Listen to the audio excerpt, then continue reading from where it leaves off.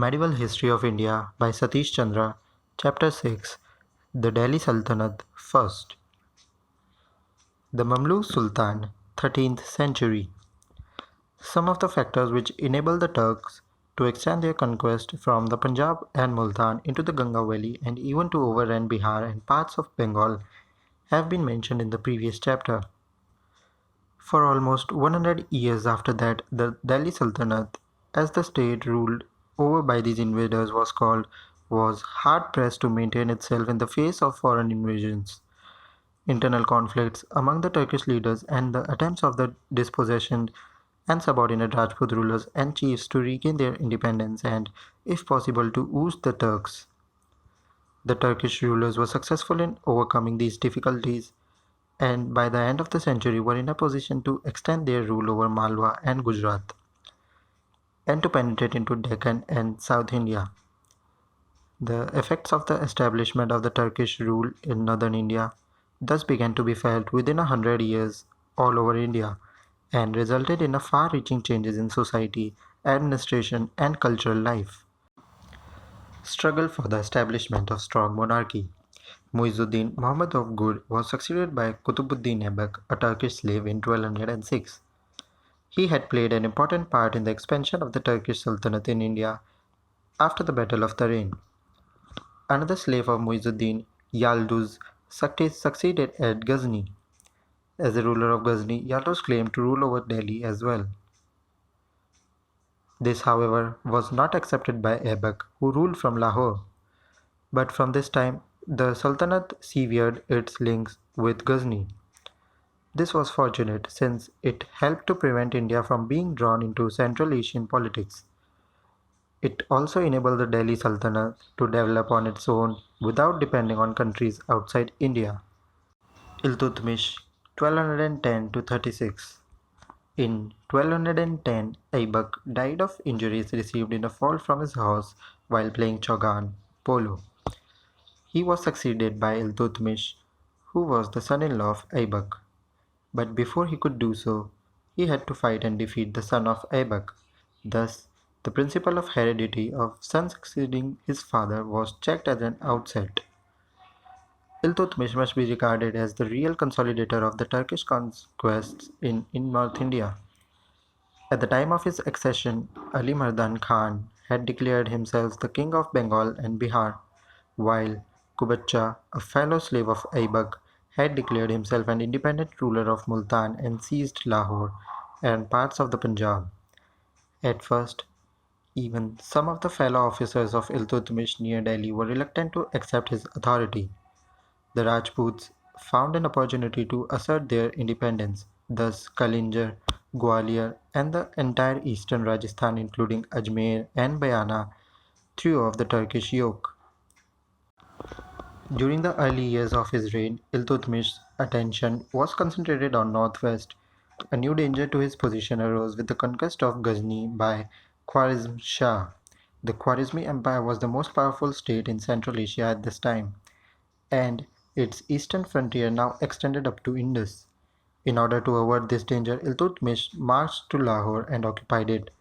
In 1218, the Khwarizmi Empire was destroyed by the Mongols, who founded one of the strongest empires in history, which at its height extended from China to the shores of the Mediterranean Sea, and from the Caspian Sea to river Jaxartes. The danger it posed to India and its effect on Delhi Sultanate will be discussed in a subsequent section.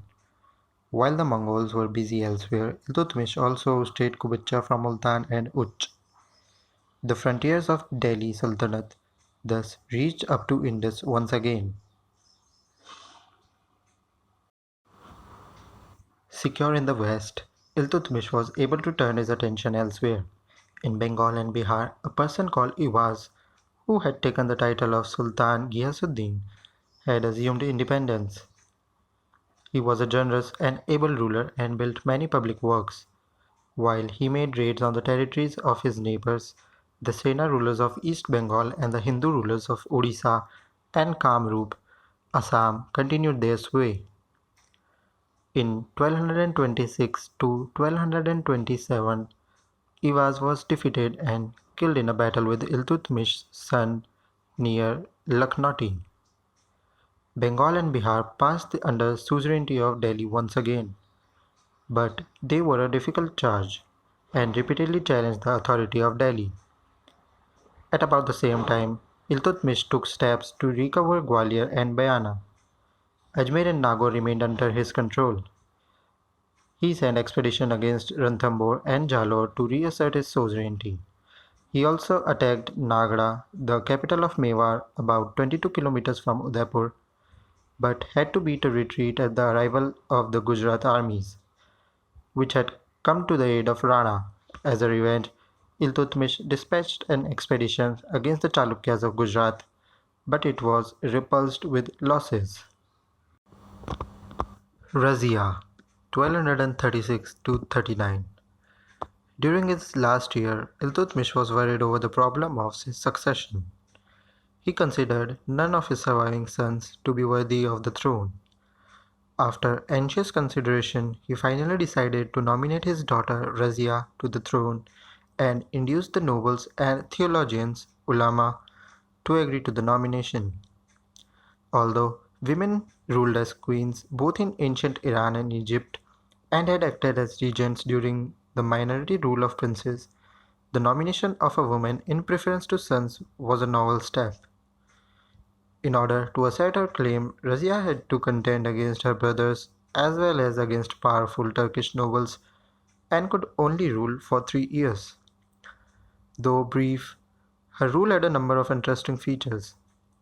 It marked the beginning of struggle for power between the monarchy and the Turkish chiefs, sometimes called the Forty or Chehelgani. Iltutmish has shown great defense to these Turkish chiefs. After his death, these chiefs, drunk with power and arrogance, wanted to install on the throne a puppet whom they could control. They soon discovered that, though a woman, Razia was not prepared to play their game. She discarded the female apparel and started holding court with a face unveiled. She even hunted and led the army in war. Iltutmish's wazir, Nizam al-Mulk Junaidi, who had opposed her elevation to the throne and backed and supported a rebellion of nobles against her, was defeated and forced to flee. She sent an army against Ranthambore to control the Rajputs and successfully established law and order in the length and breadth of her kingdom. But her attempt to create a party of nobles loyal to her and raise a non-Turk to high office led to opposition. The Turkish nobles accused her of violating feminine modesty and of being too friendly to an Abyssinian noble, Yakut Khan. Yakut Khan had been appointed superintendent of the royal stable, which implied closeness to the sovereign. But contemporary writers have not accused Razia of any personal intimacy with him. The charge that he used to lift her from the armpits to her horse is wrong because Razia always appeared in public on an elephant, not on horseback. Rebellions broke out at Lahore and Sirhind. Razia personally led an expedition against Lahore and compelled the governor to submit.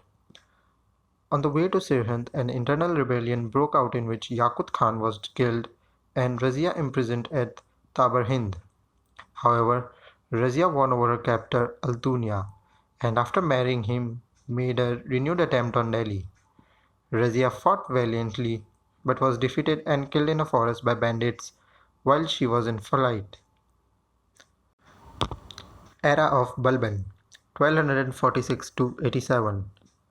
The struggle between the monarchy and the Turkish chiefs continued, till one of the Turkish chiefs, Ulugh Khan, known in history by his later title of Balban, gradually arrogated all power to himself and finally ascended the throne in 1265. During the earlier period, Balban had the position of Naib or deputy to Nasiruddin Mahmud, a younger son of Iltutmish, whom Balban had helped in securing the throne in 1246. Balban further strengthened his position by marrying one of his daughters to the young Sultan. The growing authority of Balban alienated many of the Turkish chiefs who had hoped to continue their former power and influence in the affairs of government since Nasiruddin Mahmud was young and inexperienced.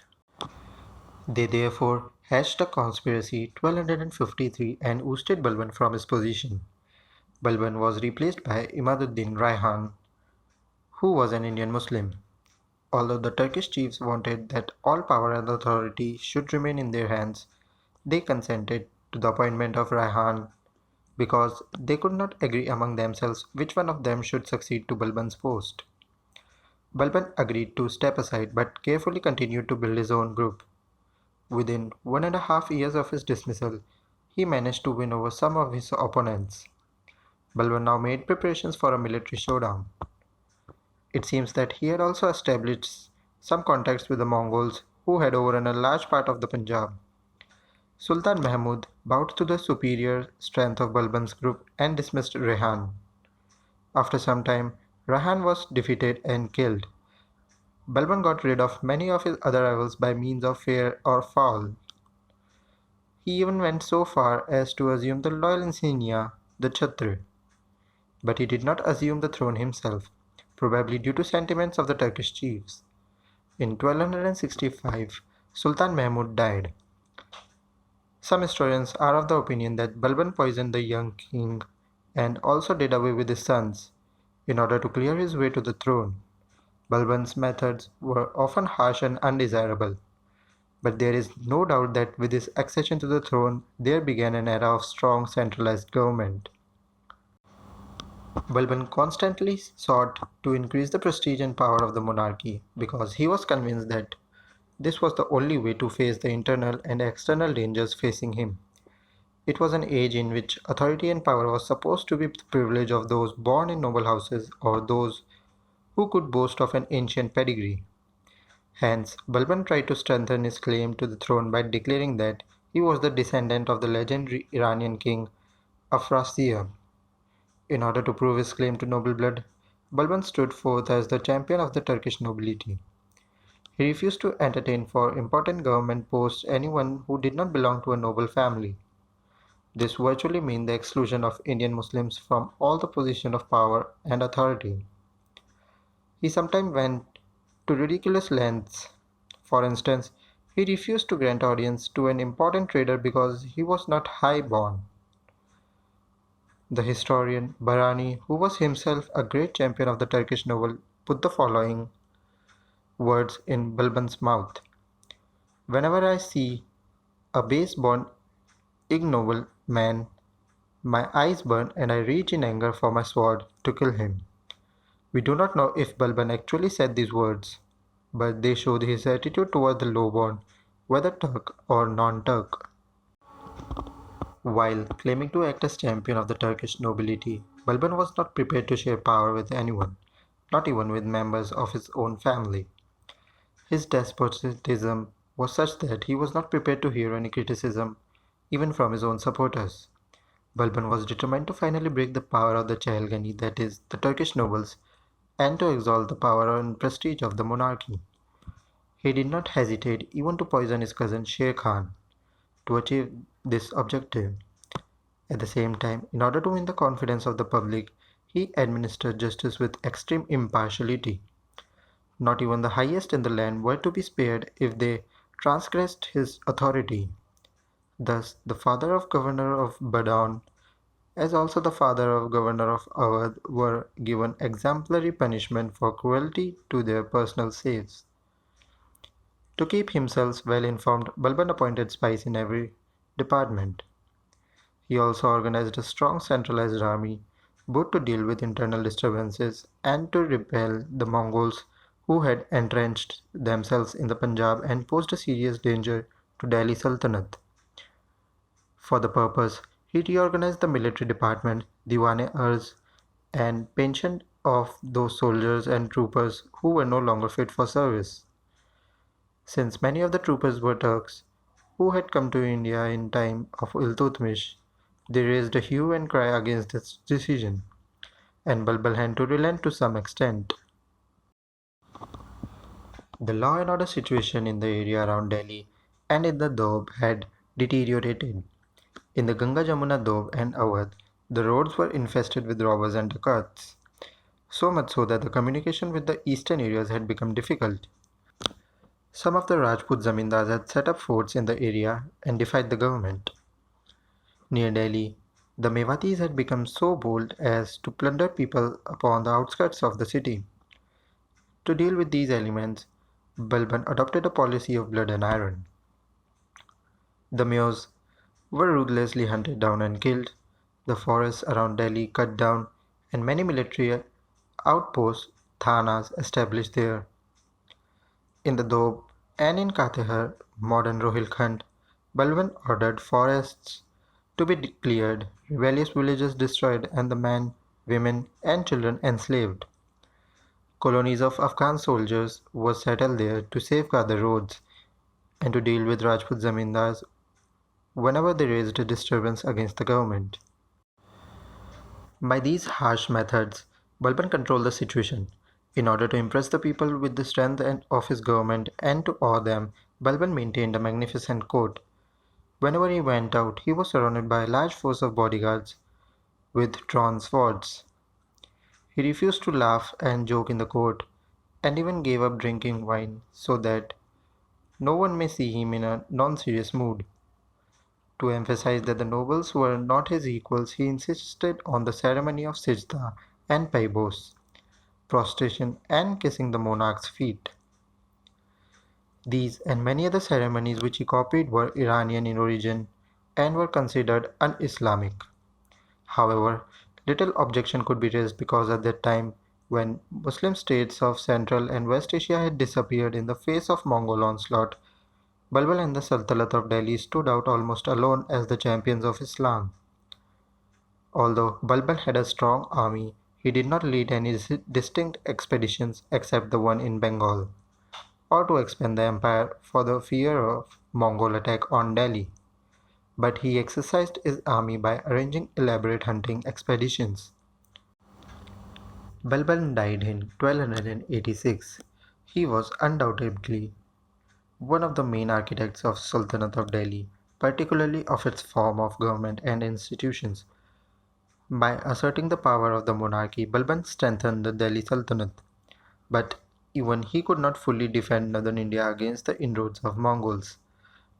Moreover, by largely excluding non-Turks from positions of power and authority, and by trying to base the government on a very narrow group, he made many people dissatisfied. This led to fresh disturbances and troubles after his death. The Mongols and the problem of northwest frontier. On account of its natural boundaries, India had been safeguarded during most of its history from external invasions. It was only in the northwest that India was vulnerable. As we have seen, it was through the mountain passes of this area that the Turks, like the earlier invaders such as Huns, Scythians, etc., had been able to penetrate into India and establish an empire there. The configuration of these mountains was such that in order to prevent an invader from reaching the fertile valleys of Punjab and Sindh, it was necessary to control the area extending from Kabul to Ghazni and Kandahar. The control of this area flanked by the Hind Kush was important, for it was the main route for the arrival of reinforcements from Central Asia. Due to the fluid situation in West Asia, the Delhi Sultanate was not able to attain these frontiers, posing a persistent danger to India. With the rise of Khwarezmi Empire, the control of the Ghurids over Kabul, Kandahar, and Ghazni had been lost, and the boundaries of Khwarezmi Empire had reached the river Indus. It appeared that the struggle for the mastery of North India was about to begin between the Khwarezmi rulers and the successor of Qutbuddin Aibak. Just then, an even bigger danger made its appearance. This was the arrival of Genghis Khan, the Mongol leader, who prided in calling himself the Scourge of God. The Mongols attacked the Khwarezmi Empire in 1218. They ruthlessly sacked flourishing cities from the Jaxarts to the Caspian Sea and from Ghazni to Iran, and ravaged the countryside. Many Turkish soldiers went over to the side of the Mongols. The Mongols deliberately used terror as an instrument of war. Whenever a city refused to surrender or were conquered after putting up resistance, All the soldiers and large number of their chiefs were slaughtered, their women and children sold to slavery. Nor were even the civilians spared. Craftsmen from among them were picked out for service with Mongol army, while other able-bodied men were drafted into labor levies to be used against other towns. All this led to a serious setback to the economy and cultural life of the area. But in due course, the establishment of peace and law and order in the area by Mongols and the safeguarding of the trade routes from China to the shores of the Mediterranean Sea started a process of recovery. But several generations passed before Iran, Turan, and Iraq were able to recover their previous prosperity. Meanwhile, the Mongol onslaught had serious repercussions on the Sultanate of Delhi. Many princes and a large number of scholars, theologians, learned men, and persons from leading families flocked to Delhi. As the only remaining Muslim state in the area, the Delhi Sultanate thus became the center of Islam. Thus, there was emphasis on Islam as the only bond of unity among different sections of the new rulers.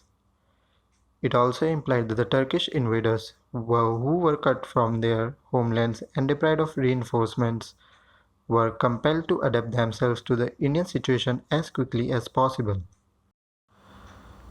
The Mongol threat to India appeared in 1221.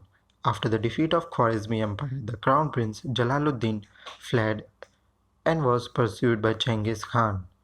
Jalaluddin fought a brave battle on the banks of Indus, and after being defeated, he flung his horse into the river and crossed over to India. Although Genghis loitered near the river Indus for 3 months, he decided not to cross into India, preferring to give his attention to conquering the remaining portions of the Khwarezmi Empire. It is difficult to say what would have happened if Genghis had decided to invade India. The Turkish state in India was still too feeble and disorganized. Possibly, India would have to undergo death, destruction, and devastation on a scale far exceeding what it had to endure at the hands of the Turks. Iltutmish, who was ruling at Delhi at that time, tried to appease the Mongols by politely refusing a request from Jalaluddin for asylum. Jalaluddin remained for some time in the area between Lahore and the river Satluj, that is the Sis-Satluj area. This resulted in a series of Mongol attacks. The river Indus ceased to be India's western boundary. Lahore and Multan were a bone of contention between Iltutmish and his rivals, Yalduls and Kubatcha. Yalduz and Kubatcha exhausted themselves in the fight for Lahore. Ultimately, Iltutmish was able to conquer both Lahore and Multan and thus formed a fairly strong line of defense against the Mongols.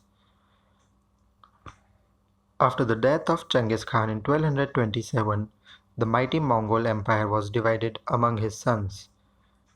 During this period, the Mongols under Batu Khan overran Russia. However, till 1240, the Mongols desisted from making any encroachments in India beyond the river Indus.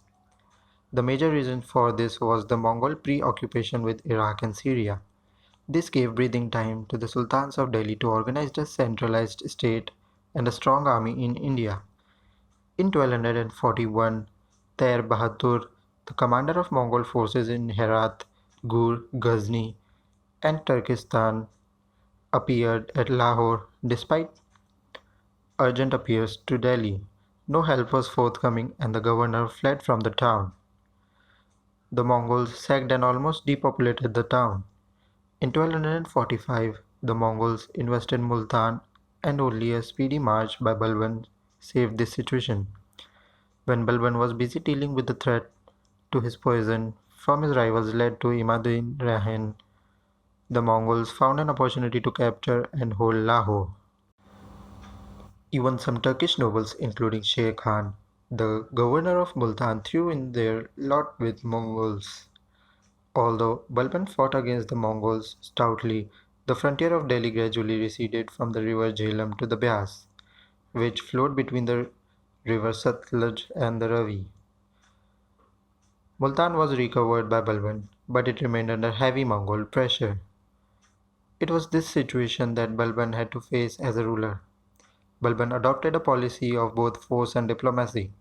He repaired the forts of Tabarhind, Sunam, and Samna, and posted a strong force in order to prevent the Mongols from crossing the river Byas. He himself remained at Delhi and never moved out to distant expeditions in order to maintain the utmost vigilance at the frontier.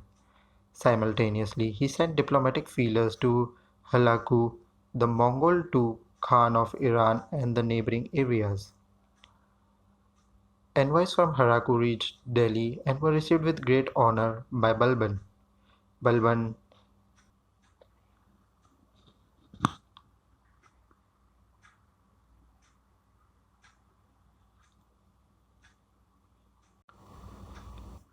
It was in the effort at holding the Multan-Byas line that Prince Mahmud, the heir apparent of Balban, was killed in an encounter. Although Balban died in 1286, the strategic and diplomatic arrangements made by him continued to serve the Delhi Sultanate. In 1292, Abdullah, a grandson of Halagu, advanced on Delhi, which it was in the effort at holding the Multan-Byas line that Prince Mahmud, the heir apparent of Balban, was killed in an encounter. Although Balban died in 1286, the strategic and diplomatic arrangements made by him continued to serve Delhi Sultanate. In 1292, Abdullah, a grandson of Halagu, advanced on Delhi with 150,000 horses.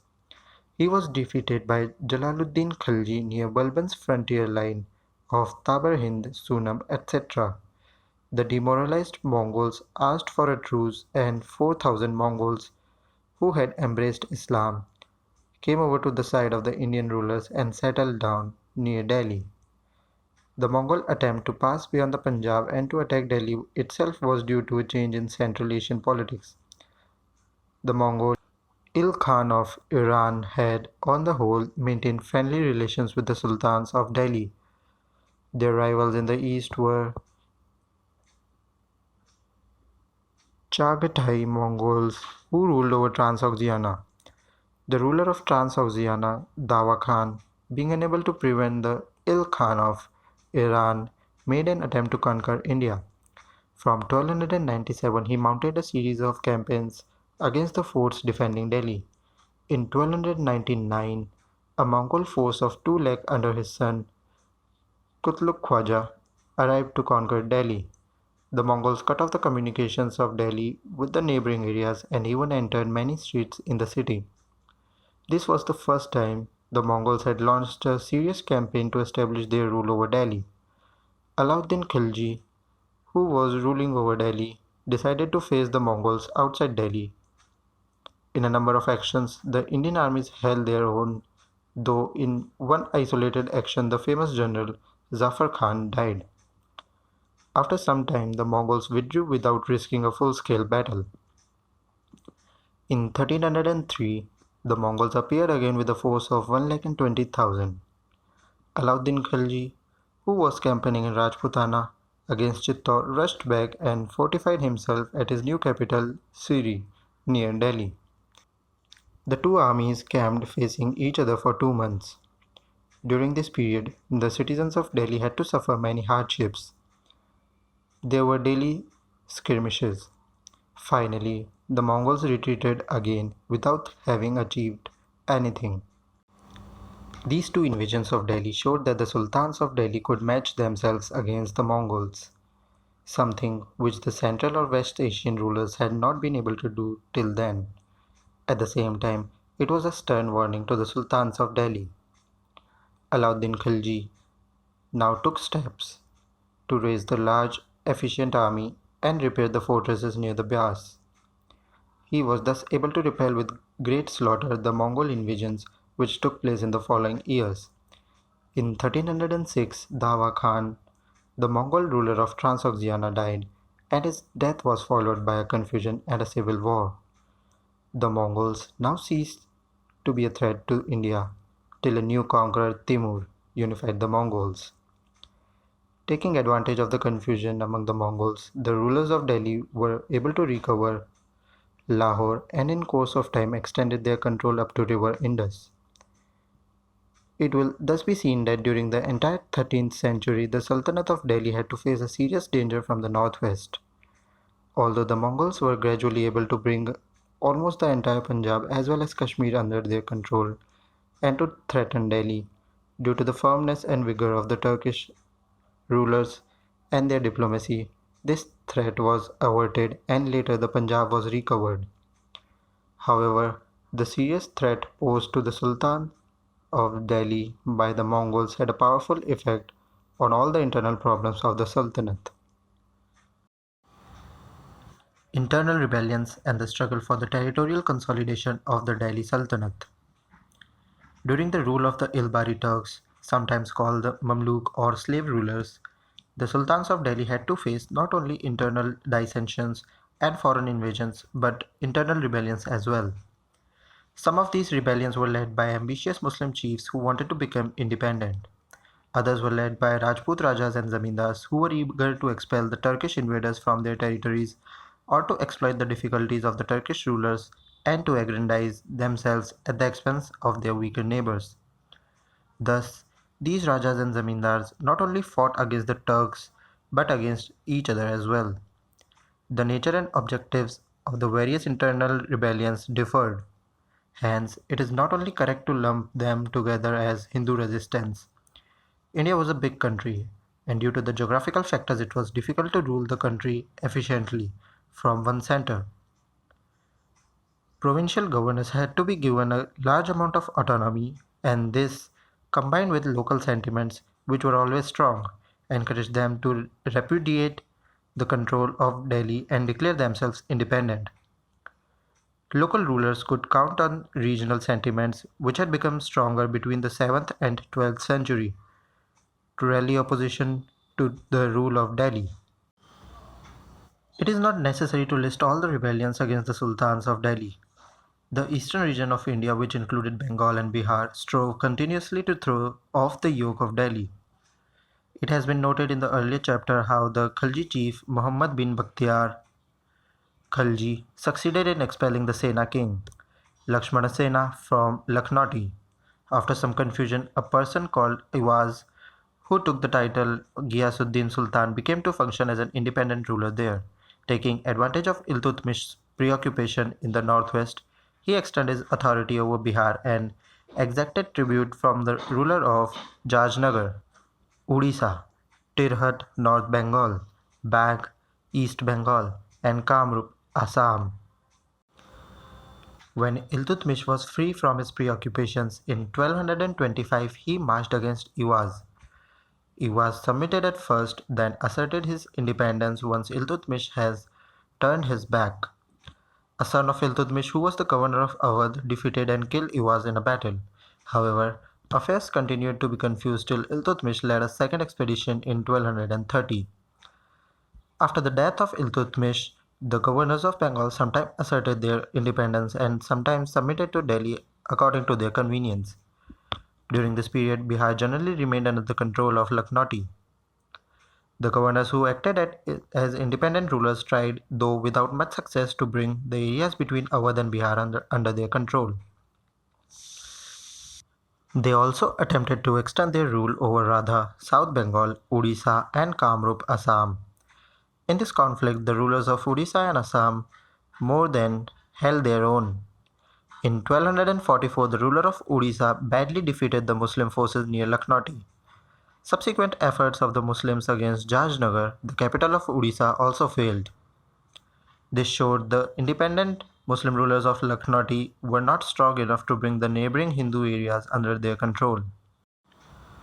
With the emergence of a strong ruler in the person of Balban, Delhi was eager to reassert its control over Bihar and Bengal. A formal allegiance to Delhi was not enough any longer. Tughril, who had submitted to Balban and then asserted his independence, was hunted down by Balban 1280. Savage punishment was given by Balban to Tughril's family members and followers. This campaign, which lasted 3 years, was the only distant campaign undertaken by Balban. However, Delhi could not keep control over Bengal for long.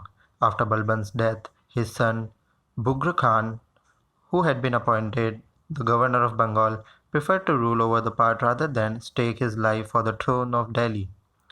He therefore assumed independence and set up a dynasty which ruled over Bengal for next 40 years.